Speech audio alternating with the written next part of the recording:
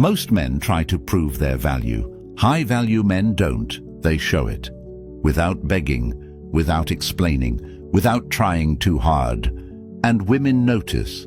If you want her to respect you, if you want her to feel your presence, if you want her to see you as the prize, these 7 behaviors will quietly teach her your worth. Comment, I reclaim my value, if you're ready to watch till the end. Number 1, you do not chase. You stare at your phone and watch the screen like it controls your oxygen. You check when she was last online. You calculate how long to wait before replying so you do not look too eager, yet you are already eager. You tell yourself you are just being attentive, but the truth is you are afraid to lose her, and that fear leaks through every message, every fast reply, every just checking in text that pretends to be casual while begging for reassurance. And she reads that fear clearly because attention is currency and you are spending it recklessly.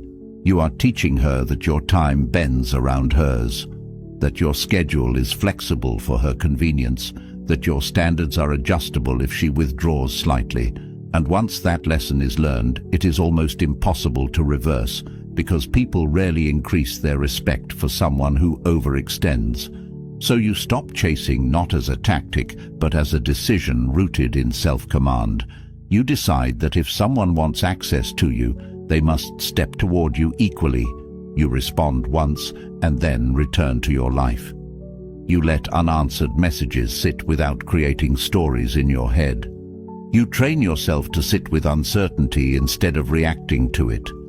You go to the gym when you want to text again. You build your business when you want to double message. You call a friend when you want to stalk her social media. You convert craving into productivity. You understand that chasing is not romantic. It is negotiation from a weaker position. You notice how often you compromise just to keep her engaged. How you agree with opinions you do not respect. How you lower your humor to avoid offending. How you apologize for things that are not wrong. And you see that every small concession chips away at your backbone, so you rebuild it through discipline. You decide that if she cancels last minute, you respond calmly, and you do not rearrange your week for someone who cannot honor their word.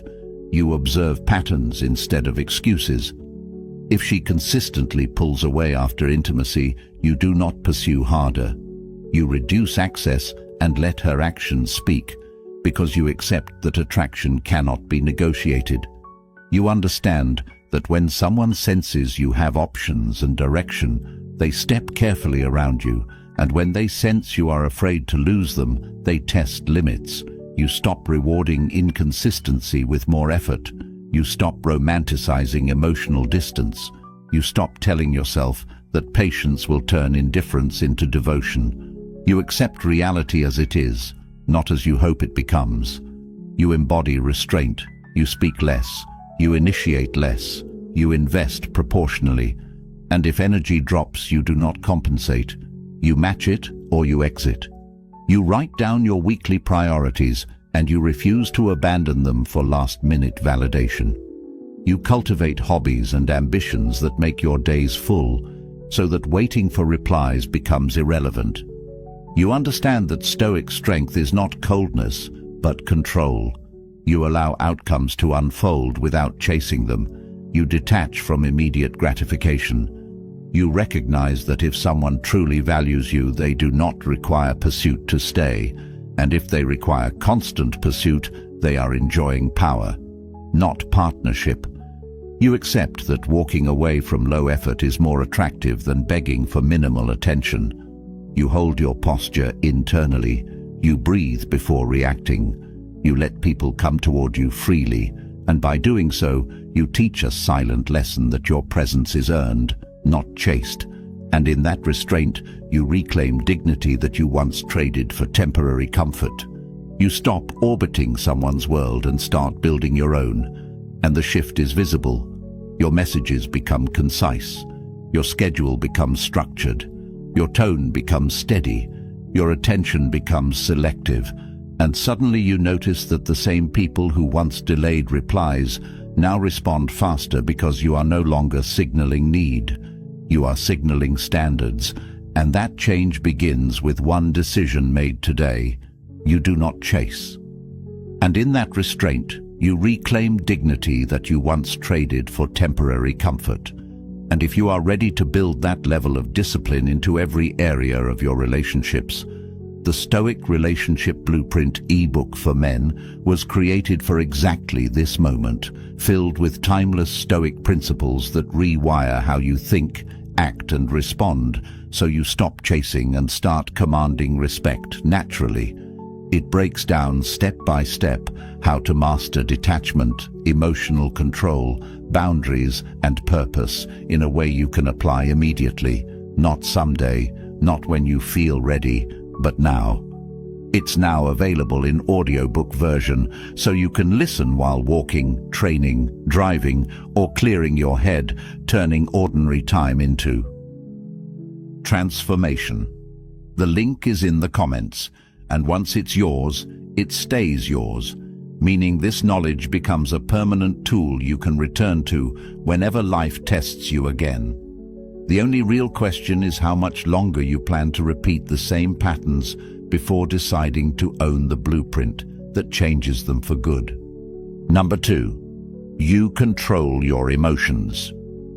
She tests you with subtle comments. She compares you to someone else. She withdraws affection to observe your reaction. And your instinct is to defend, to explain, to prove. Yet every emotional spike hands over leverage because reactivity communicates instability. And instability invites further testing, so you build command over your internal state. You understand that your first emotion is automatic, but your response is chosen. You pause before speaking. You slow your breathing when irritation rises. You refuse to send messages written in frustration. You train daily through voluntary discomfort, so small relational friction does not shake you. You lift weights when you do not want to. You wake up early when comfort calls. You finish tasks you would rather avoid, because discipline in private creates steadiness in public.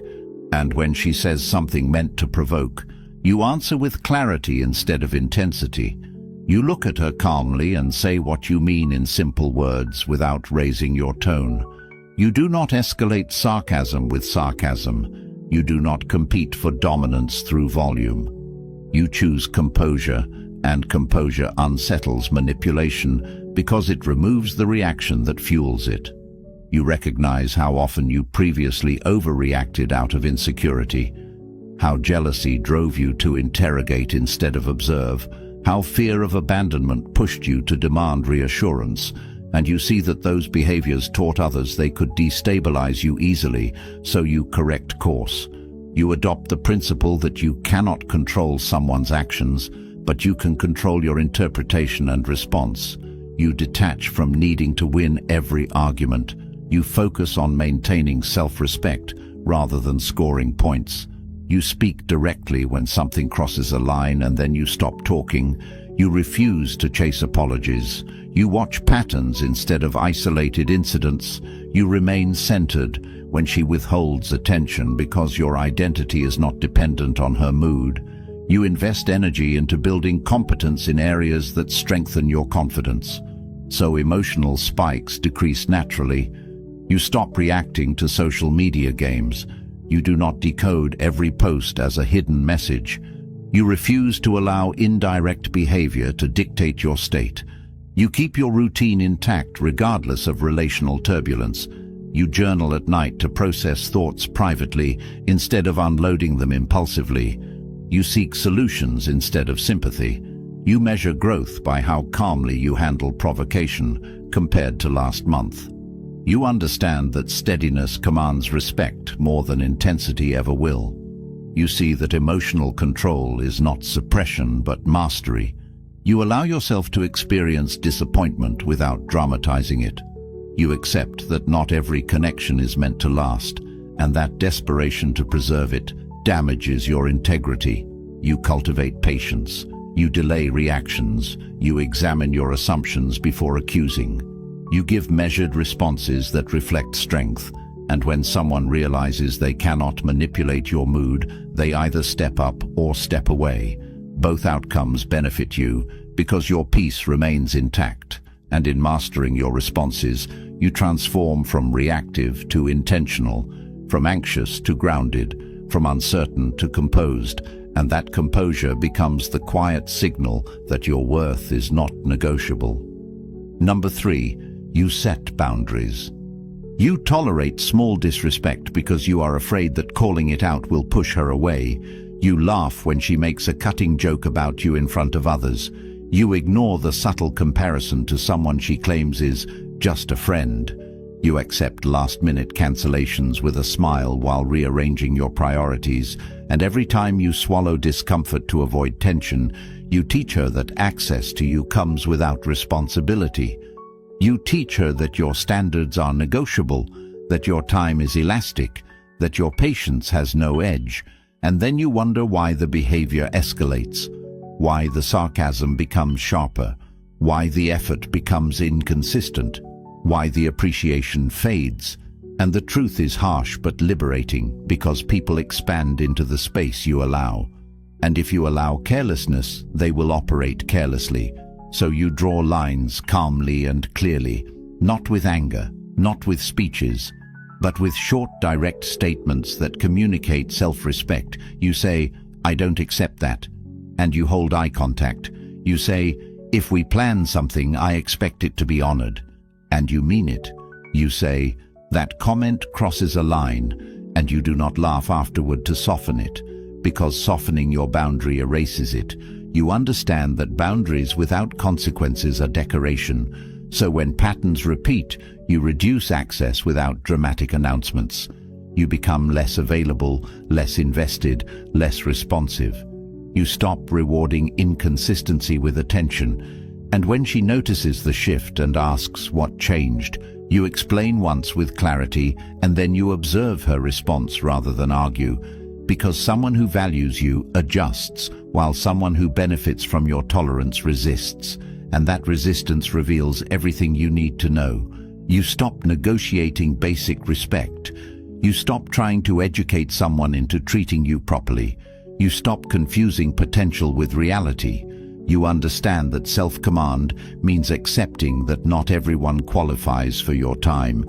You write down 3 standards that are non-negotiable, and you hold them regardless of attraction, regardless of loneliness, regardless of how long you have known her.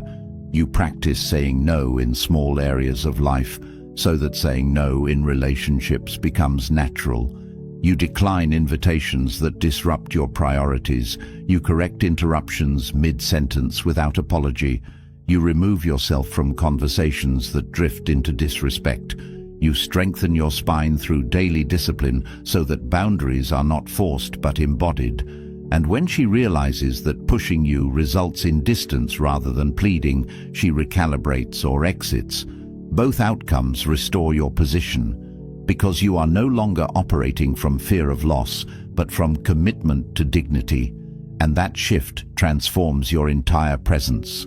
Your tone becomes firmer, your decisions cleaner, your energy more grounded, and people sense that access to you is conditional upon mutual respect, not emotional leverage. And in holding boundaries, you stop asking to be valued and start requiring it through action. Number 4, you have your own life. You center your schedule around her availability. You cancel workouts to meet at the last minute. You delay projects because she might call. You check your phone during conversations with others. You shrink your world to maintain proximity, and then you sense attraction fading without understanding why. Because when you abandon your direction to orbit someone else, you communicate that your path lacks weight, and attraction thrives on momentum, on structure, on someone who moves with purpose regardless of who joins the journey. So you rebuild your foundation from the ground up. You define long-term objectives that excite you and break them into weekly targets. You schedule your days with intention before any relationship enters the picture. You commit to physical training 3 to 5 times a week, not to impress but to strengthen discipline. You allocate focused hours for work and learning, so progress becomes measurable. You cultivate friendships that challenge and support you. You invest in hobbies that sharpen skill and creativity, and when someone wants your time, you fit them into a life already in motion rather than pausing everything to accommodate. You understand that scarcity of time increases perceived value, but more importantly, it increases self-respect. Because you are no longer waiting for validation to justify your day, you wake up with direction, you go to sleep with accomplishment. You build competence in areas that make you proud, independent of anyone's opinion. You stop making her the emotional center of your universe. You stop asking for permission to pursue your ambitions. You stop feeling guilty for choosing your growth over immediate comfort. And when she notices that your calendar is structured and your energy is directed, she experiences you as grounded rather than dependent. You do not brag about being busy, you simply are. You respond to messages when convenient rather than instantly.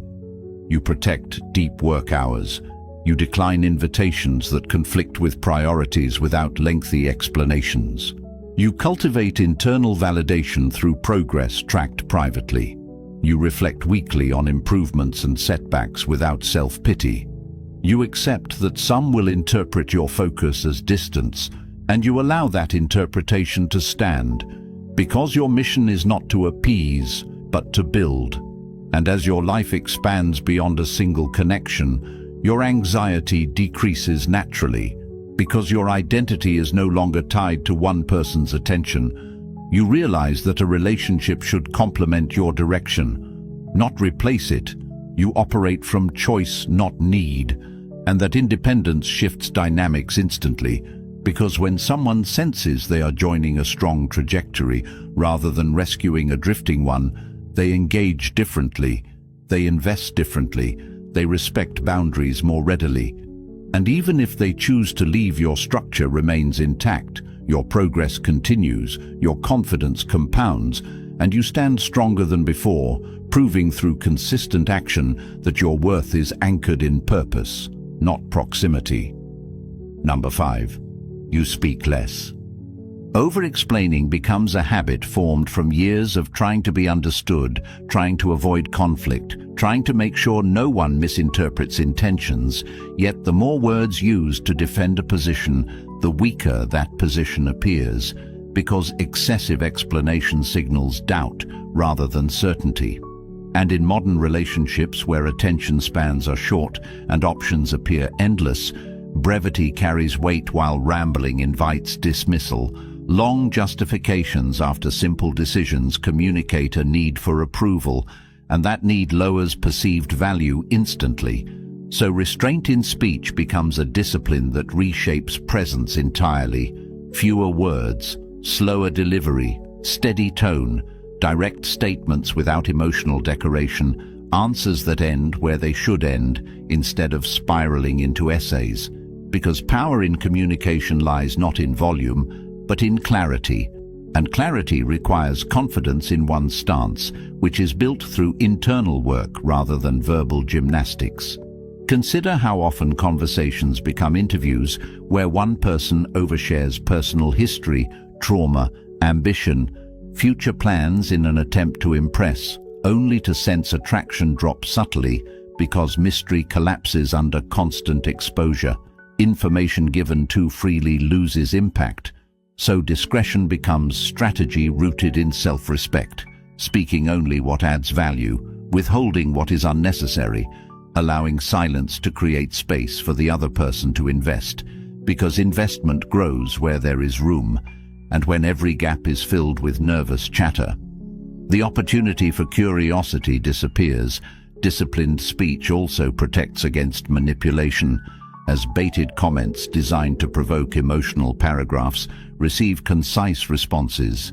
Instead, statements like, "That's not accurate," or "I disagree," delivered calmly and then allowed to stand without further elaboration, force the other party to either clarify or retreat, while endless rebuttals transform into defensive spirals.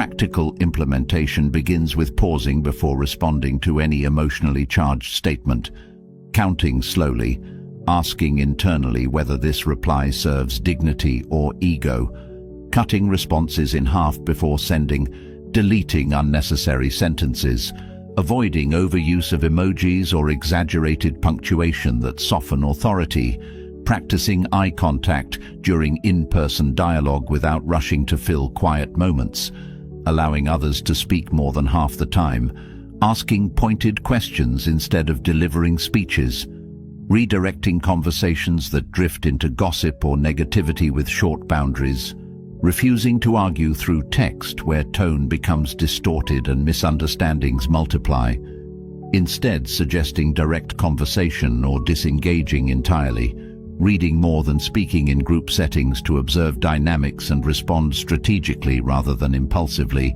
journaling thoughts privately so conversations remain focused instead of therapeutic monologues, because emotional processing belongs in reflection, not in seeking validation from someone still evaluating commitment, recognizing that controlled speech demonstrates emotional regulation, which signals maturity and stability attracts respect, especially in a climate where reactive communication dominates. Transformation through disciplined speech extends beyond dating into career, friendships, family interactions, as reputation forms around someone whose words carry precision and intention, who does not gossip, who does not overshare, who does not exaggerate, who does not apologize for existing, who speaks truth plainly and then stands by it. This approach may appear distant to those accustomed to chaotic exchanges, yet over time it commands a different level of regard, because people trust those who do not scatter their thoughts carelessly. They sense substance behind quiet composure, and as this practice strengthens, internal noise reduces as well. Fewer imaginary arguments rehearsed, fewer explanations prepared for events that never occur, because silence externally reflects calm internally, and that calm becomes a foundation for every other behavior in this framework, ultimately teaching through action that attention from such a composed individual is earned, not extracted through drama, and that realization shifts dynamics in subtle but powerful ways. Number 6. You do not seek validation. Approval seeking often disguises itself as openness or vulnerability, yet beneath it lies dependence on external affirmation to stabilize identity, and in modern dating culture, where praise and attention are distributed inconsistently, building self-worth on fluctuating reactions creates constant instability, waiting for compliments to confirm attractiveness, waiting for reassurance to confirm security, waiting for consistent texting to confirm importance. This cycle hands emotional control outward, making mood contingent on another person's behavior. And when that behavior shifts, anxiety rises immediately. So the solution begins with internal audit, examining how often questions like, "Are we okay?" or "Do you still care?" arise not from genuine communication needs, but from insecurity seeking comfort. Recognizing that each request for reassurance signals uncertainty in personal value, and uncertainty reduces attraction, because stability draws people while insecurity burdens them. Developing internal validation requires measurable standards, independent of romantic attention, tracking commitments kept, workouts completed, financial goals advanced, skills improved, promises honored, because self-respect grows from evidence of discipline, not from compliments. Creating daily routines that reinforce competence builds quiet confidence that does not require public acknowledgement. Reducing social media consumption prevents subconscious comparison with curated illusions. Limiting exposure to validation. Driven environments preserves focus on tangible progress. When interacting romantically, refraining from fishing for praise or probing for status updates about the relationship, instead observing consistency of actions over words. If interest decreases, resisting the urge to chase reassurance and instead redirecting energy toward personal objectives, understanding that someone genuinely invested will demonstrate it without interrogation, and someone withholding effort reveals priorities clearly through behavior. Detachment becomes strength here, not coldness but refusal to beg for confirmation of worth. Practicing self-approval in solitude, standing in front of a mirror each morning and assessing posture, eye contact, tone, reminding oneself of standards upheld and areas requiring improvement, not harshly but honestly, because truth builds resilience. Adopting mindset that loss of someone uninterested is not tragedy but filtration. Accepting that validation addiction keeps many trapped in situations beneath their standards. Releasing that addiction requires tolerance for temporary uncertainty, allowing silence without scrambling to fill it with requests for affirmation. Spending evenings productively instead of anxiously refreshing message threads, cultivating friendships and mentorships based on growth rather than ego-stroking, seeking constructive criticism from trusted sources instead of empty praise from unreliable ones, recognizing patterns where excessive giving aims to earn appreciation and consciously scaling back to balanced reciprocity, valuing peace over praise, direction over applause. Because applause fades while character compounds, controversial truth emerges that individuals who rely heavily on constant reassurance often become less respected over time, not because reassurance is wrong, but because overdependence signals fragility, and fragility invites control.